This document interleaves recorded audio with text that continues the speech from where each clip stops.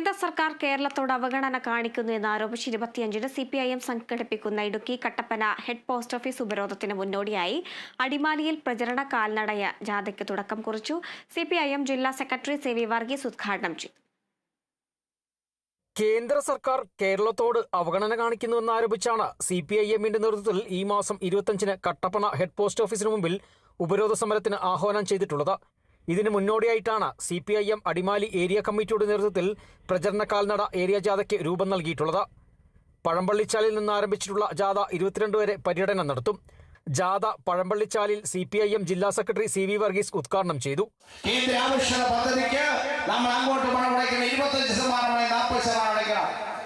കേരളത്തിന് നയാ പൈസ തരുന്നില്ല. കേരളത്തെ ഭൂപടത്തിൽ കേരളത്തെ മാറ്റി നിർത്തി. ആ മാറ്റി നിർത്തിയതിനെ സംബന്ധിച്ച് കേരളത്തിലുള്ള പ്രതിപക്ഷ പാർട്ടികളുണ്ട്. ചാണ്ടി P. അലക്സാണ്ടറാണ് ജാഥ ക്യാപ്റ്റൻ. KR ജയൻ വൈസ് ക്യാപ്റ്റനും KB വരദരാജൻ ജാഥ മാനേജറുമാണ്. യോഗത്തിൽ PM ജോയി അധ്യക്ഷനായി. ജില്ലാ കമ്മിറ്റി അംഗം TK ഷാജി, MM ഷിജു എന്നിവർ സംസാരിച്ചു.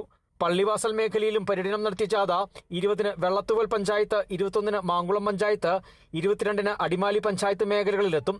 ഇരുമ്പുപാലത്ത് ജാഥയുടെ സമാപനം CPIM സംസ്ഥാന സെക്രട്ടേറിയറ്റ് അംഗം KK ജയചന്ദ്രൻ ഉദ്ഘാടനം ചെയ്യും. Kerala vision news, Idukki.